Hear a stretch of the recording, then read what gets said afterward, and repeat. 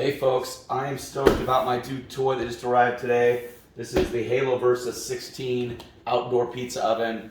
I've been comparing and shopping out pizza ovens for a few weeks now, a little bit here and there, trying to find the perfect pizza oven, and ran across a Kickstarter that was going to have a rotating pizza stone so you didn't have to continue to adjust your pizza all the time, and found out there's already one on the market that does that. So I'm super excited about trying this Halo Versus 16.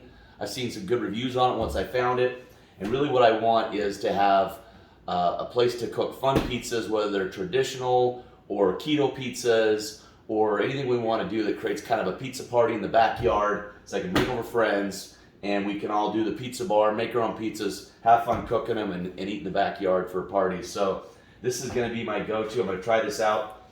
Again, it's got the auto turning stone and all that. So there's the unboxing. I don't do a lot of unboxing stuff, but I'm kind of excited about this one. So I'm going to pop it open for you here. Got a couple knives and scissors ready to, in case we need that. Oh, sure enough, we need it right away. Woohoo! And sure enough, I cut myself right out of that because that's what I do. My girlfriend tells me I need bubble wrap. She's probably right. All right, so cut off that top piece. We've got this thing ready to go. I'm excited about it. Oh man, this thing's heavy duty.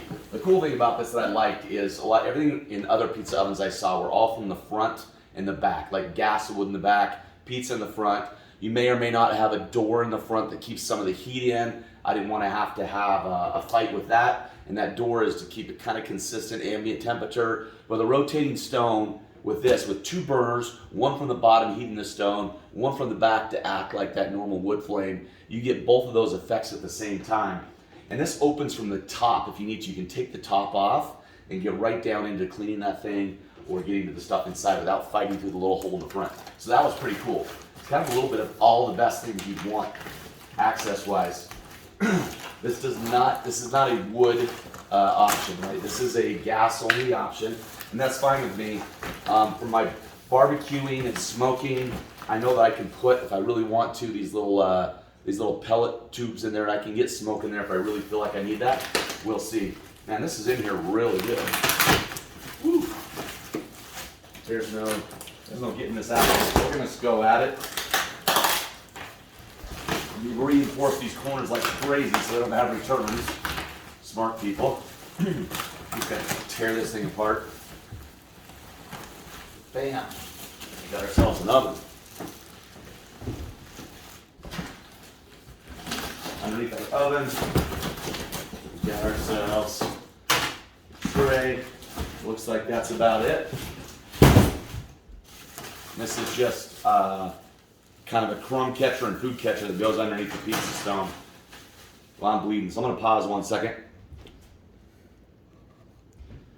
Yet another public safety announcement of why you don't play with knives. All right. Again, crumb catcher, food catcher, and what I believe I saw before. Gonna rip this thing apart. It's a beautiful piece of equipment. Stones in there. Obviously super solid. And the other thing is, I wanted a pizza oven that wasn't like gonna keep me down to like just a small, 12, 13-inch pizza. This is a full 16-inch opening or more, so you can fit a 16-inch pizza in it, which is what I want. I want to cook big ones, small ones, whatever I want. So let's get all the stuff out of here. This is just a packing piece. Get that out of the way. Get this plastic out of here so we can look inside of this thing. All right, plastic the other way. All right. Beautiful piece of equipment. Oh, and the instruction guide's down in here too. All the fun stuff you need for that. All right. In the side box here, looks like we've got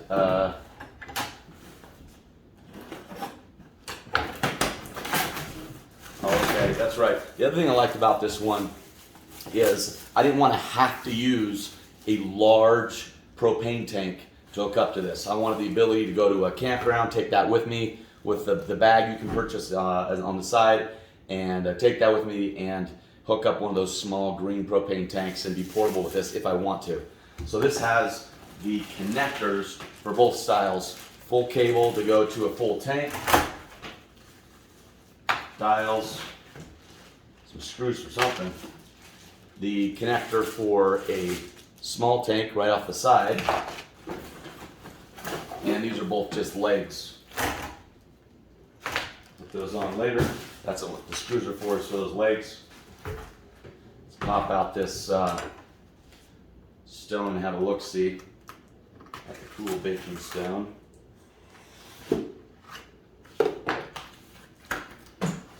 It's super exciting to have to wait for that Kickstarter to figure it all out. This already was out there. I don't know why I didn't run into it first, but this was so exciting when I did. I love things that are kind of everything. The idea of buying a pizza pill and then a long pizza, like mini pill, the kind you have to adjust your pizza with so it doesn't burn on one side. I didn't want to deal with all that. Like, it's just auto-rotating. That seems like in the modern day the most obvious thing to do versus playing with a pizza constantly. So I'm super excited about this to work out. All right. It's a good 1/2 inch thick, maybe 3/8. The sides are these rubber straps that pull it and hold it down. It's got an ambient temperature guide, but remember, ambient temperature, the air inside, is not the same as the heat and temperature right on the stone.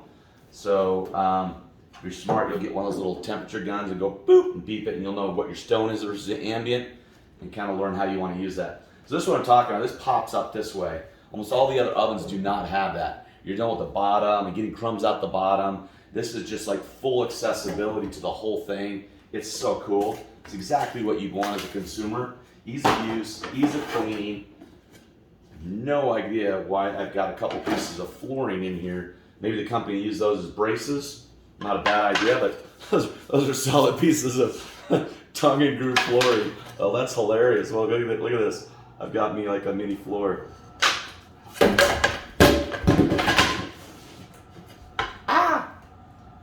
I'm gonna have to figure out what that's all about. Look at that. Okay. That was keeping that all from moving, I'm assuming. This is that rotator. Get all the packing out of here. Packing. This goes right down into the engine. Let's bring you over here so you can kind of see this. There's that burner, which you'll probably recognize from barbecue grills. It's just a sear plate, right? The kind you'd sear a steak over. High BTU sear plate, and they are just setting that up perfectly to heat that stone. It's a great idea for just reusing existing technology in a new format. I don't know quite how we're going to get this box out of here. It looks like it's wedged in there pretty good.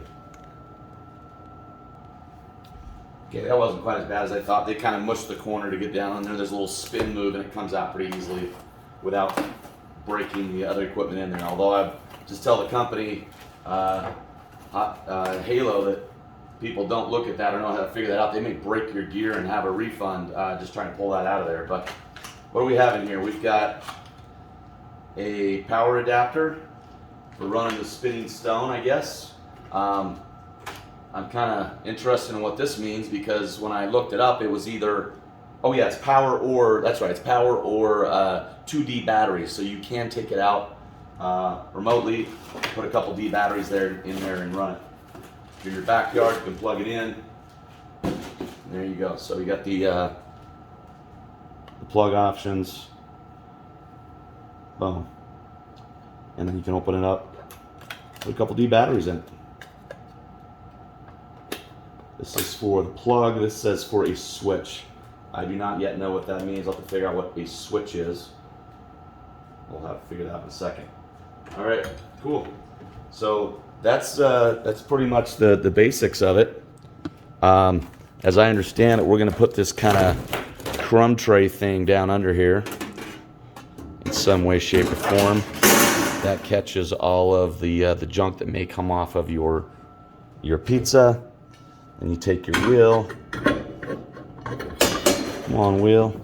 Get it down in the gearbox. Boom, there you go. Take our searing stone, our pizza stone, top of that, and you're set. And that's going to slowly spin as you cook your pizza. Close it down, boom, you're ready to go.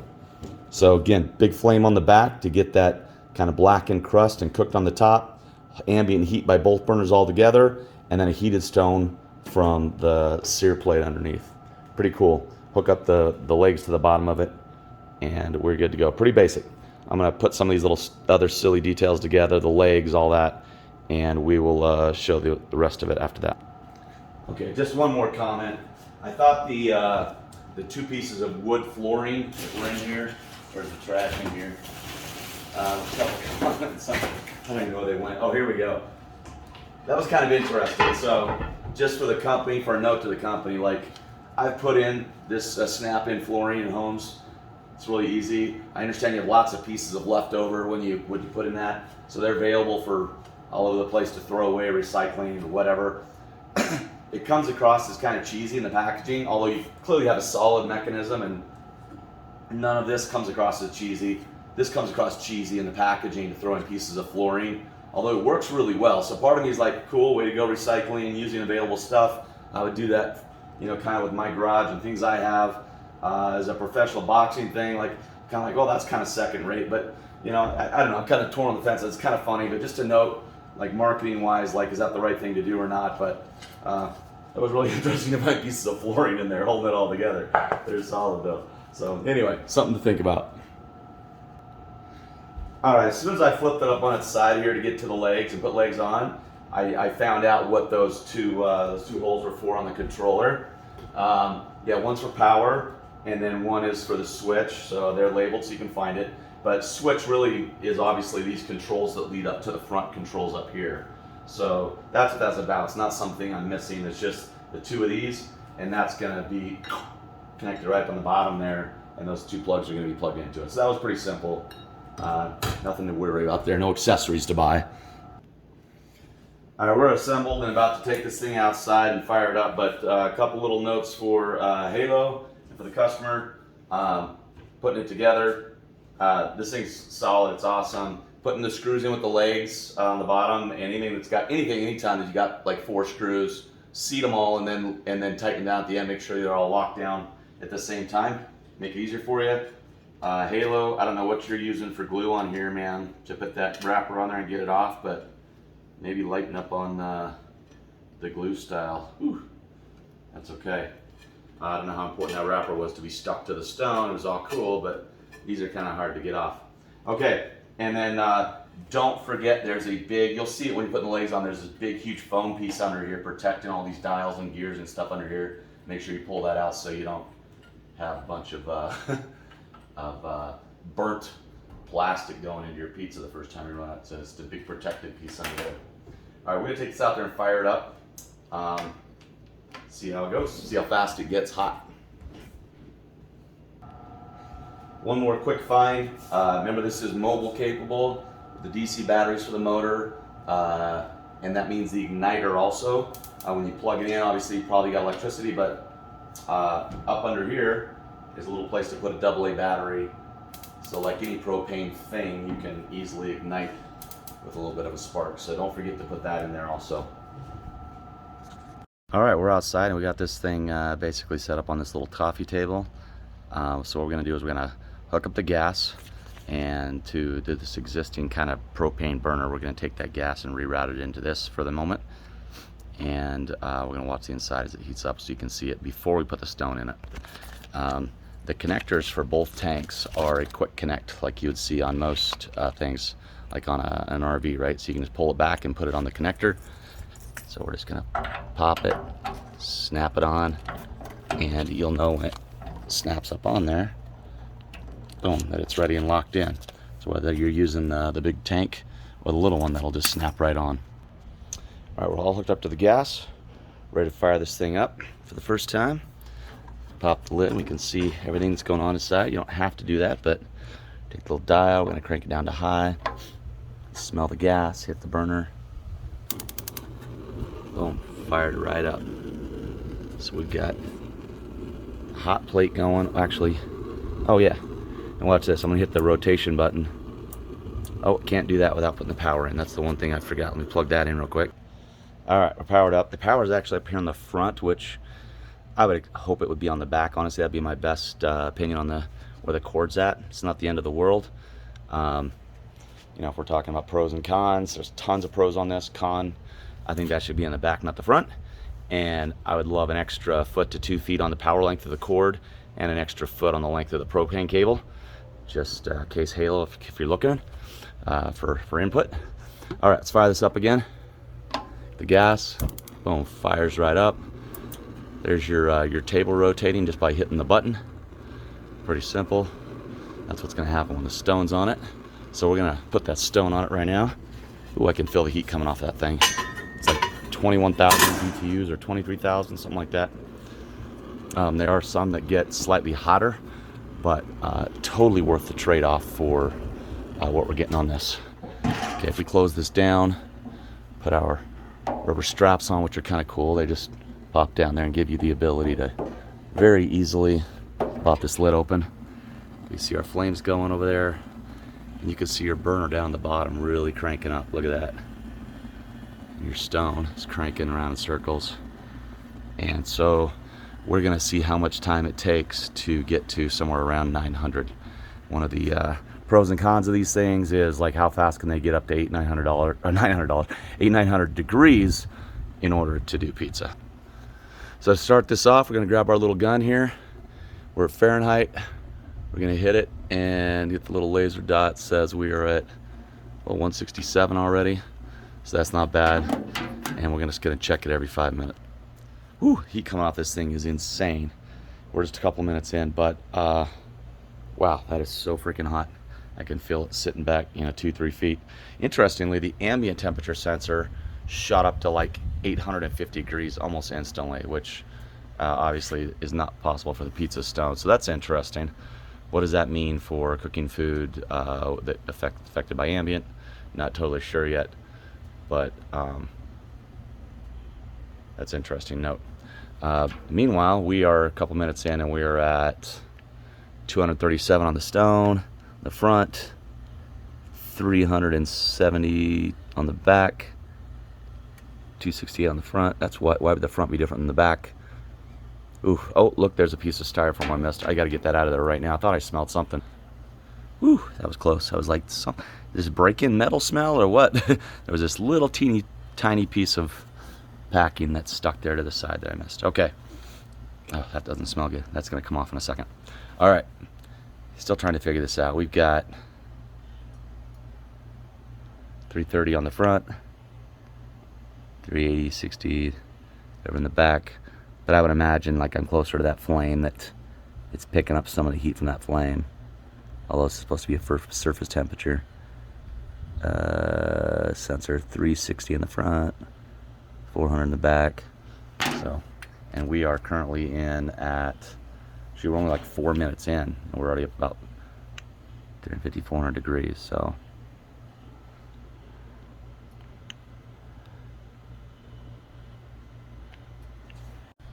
right, we're about 7 minutes in.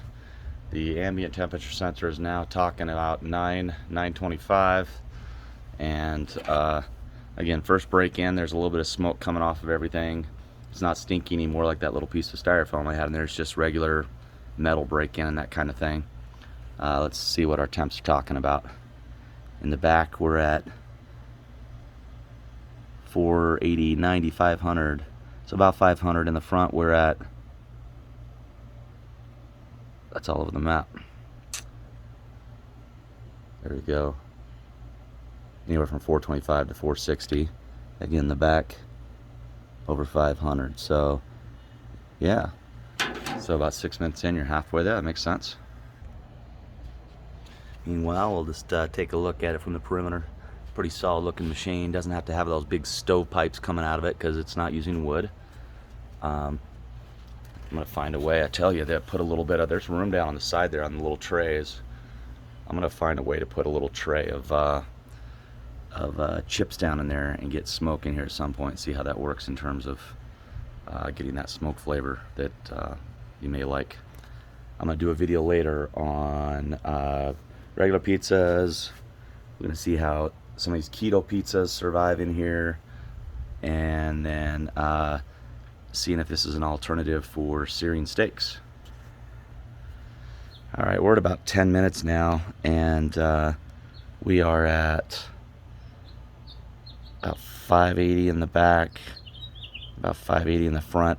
Of course, it's a rotating stone, so the temperature keeps shifting versus a solid flat stone. For temperature taking, it's not But yeah, there's getting close to 600 now at 10 minutes. All right, we're at about 12 minutes, and as you can see, ready to cook in 12 minutes is the claim. Reaches 950. I don't think 950 is in 12 minutes. It just depends on what ready to cook means for you. Rotating, da-da-da-da, we got all that. So we're here at about 12 minutes. Let's see what we got. And we're outside on a hot day, a hot summer evening, so this is not like a wind chill or wind factor or anything in here right now. So let's see where we're at. Back of the tray, I'm sitting at about 650.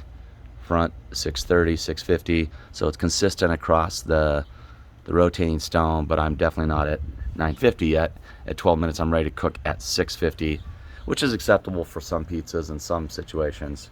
It would be a little slower cook for a pizza if you want to do it Neapolitan style. On this particular oven,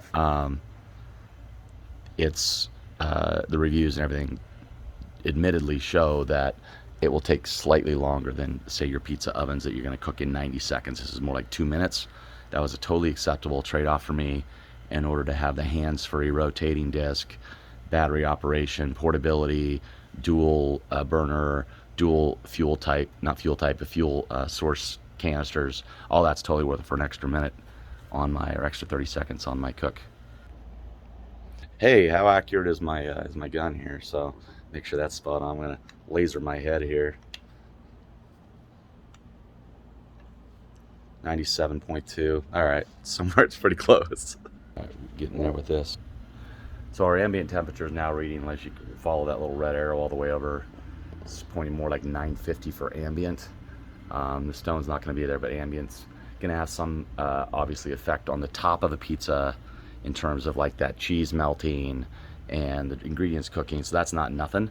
So if that's the 950 they're talking about, then yeah, we were there probably in 12 minutes. They're talking about that on a stone, probably not. We're currently at almost 700 in the back, about the same in the front. So that's really good for cooking a pizza. There's nothing wrong with that. I think we're there within or close to that same 12 minute they're talking about. 800, 750 is going to be good for the dough, and 950 is going to be good for the rest of the top of it. All right, so that's the unboxing, the putting together, firing it up, checking it out. So I'm excited to do kind of the first pizzas on there and try out some of the keto pizzas like the chicken crust and the fat head, and see how we can make those work with the getting it on and off the stone without sticking and all that, and see if we can still have a keto pizza with a brick oven, backyard oven style. So that'll be coming up on some later videos, but I hope the unboxing was worth it to you. Subscribe down below, all that good stuff, and we will show you the next ones when we're ready to fire up the pizza. All right, so overall, looks like a great pizza oven. I'm excited to use it for some pizzas here. Looks like it's as solid a build as I expected, doing exactly what I expected, and I will update the reviews and the comments and all that kind of stuff as I use it if anything changes. But I see nothing different than what I expected with the research I did, so I'm excited to try it out. Ask any comments down below, things you want me to try, things you want me to look at, things you want me to answer to, and I will try some of those out in person so you can get some feedback if you want to purchase one. Thanks, Halo, for a good product.